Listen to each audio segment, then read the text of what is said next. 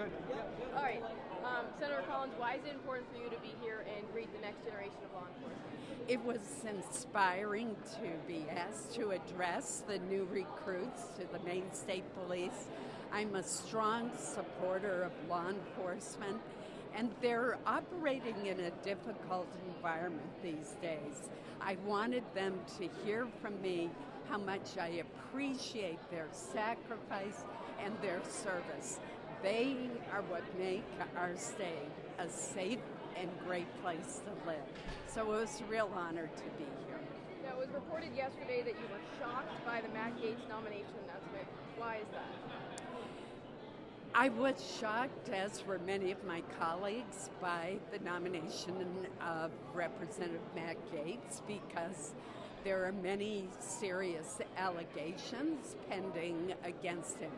Fortunately, that's why we have the Senate advice and consent process. It involves a background check, an investigation by the committee, and public hearings at which he can be fully questioned. How important is it for you to have that House Ethics Committee unreleased report? Well, let me say this. I don't know what the rules of the House Ethics Committee are. It's my understanding that they end investigations if someone resigns, as Mr. Gaetz has. However, I am confident that all of the information that is in that ethics report will come out through the process, the background check, the committee investigation, the questionnaires that he will have to fill out, and of course all of the questioning by senators at the public hearing. You've mentioned background checks a couple of times. It's been reported that President-elect Trump has opted not to use the FBI to do background checks on many of his nominees for these positions. What's your reaction to that? The FBI has extensive experience in doing background checks on nominees. I remember having one done on me, on myself, when I was nominated to be the regional head of the Small Business Administration in the first President Bush administration. So this has been the standard procedure for a very long time, and I expect that that's what the Senate will want to see. It's also been reported that President Trump is pushing for recess appointments to not have these public hearings in the Senate that you spoke about. What's your reaction to that? Well, first of all, the president does deserve expeditious consideration of his nominees, and he has the right to nominate whomever he wants. It would be a mistake in most cases to curtail the investigative process and the public hearings, because that is the Senate's constitutional responsibility. Now, there may be some cases where appointments have been held up by the opposition party and they are for relatively minor roles in the administration and background checks have been done, etc. Perhaps it could be used in a case like that. But certainly when we're talking about cabinet positions, we need to go through the normal process that the Senate carries out. That's our duty, and I believe that is what will happen. Senator, you announced your intention to run again in 2026. Talk to us a little bit about that. Well, as you know, my primary focus for this year, this upcoming year, is going to be overseeing the appropriations process. I fully expect that I will be chair of the Appropriations Committee. That will be the first time a Mainer has served as chairman of the most powerful committee in the Senate in 92 years, so we're overdue. So that's going to be my focus, but obviously you have to be prepared. I don't expect to make a formal announcement until probably the end of next year, but you do have to start preparing. As the chair of the Appropriations Committee, are you envisioning any issues with this new Department of Governmental Efficiency and trying to cut money from the budget? You know, I'm looking forward to hearing the recommendations of this new commission that Elon Musk will be involved with. Coming from the private sector, I'm sure he'll have a lot of good ideas for us to consider.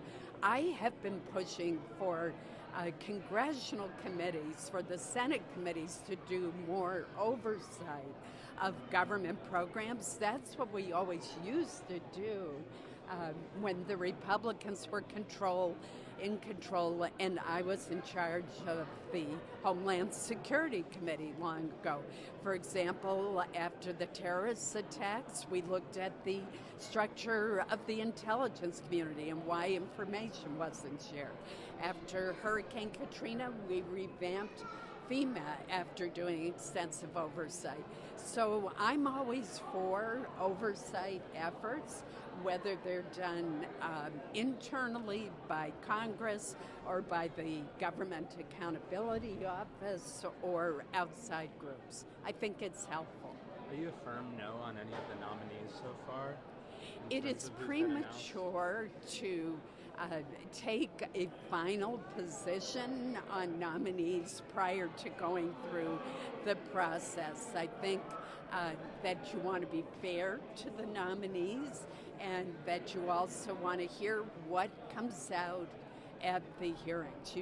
You know, sometimes we find out information that we were unaware of. So I think it's best for me to wait to announce my position after we've gone through the process. How do you see yourself in this second Trump administration fitting in, given you have the Democratic Party on one side saying, you know, you're still kind of cozying up to him, and then on the right you might have people saying you're not friendly enough with Trump. So how are you going to fit in this second go-round with him? You know, I have worked with 5 presidents. I've worked with presidents who were Democrats, like President Clinton and President Obama. I've worked with presidents who were Republicans, like President Bush and President Trump. I view it as my job to try to do the best job I can for the state of Maine, regardless of who the president is. That's the approach I've always taken, and that's the approach I'm going to continue to take. Just one more, and then she's Madam gotta go. Senator, do you have any concerns with any names you have heard so far besides Mr. Gaetz? Such as RFK Jr. Well, you know, I am a member of the HELP Committee, the Health, Education, Labor, and Pensions Committee. We have partial jurisdiction over the Secretary of Health and Human Services, so we will be holding a hearing on Mr. Kennedy's nomination. The committee that actually votes on it and will also hold a hearing is the Senate Finance Committee. So I anticipate having ample opportunity to question him and learn more about his views. That department is a huge, very complex department with a lot of different programs, and I will be talking to him about that and his managerial experience, as well as about some of the views that he reportedly holds.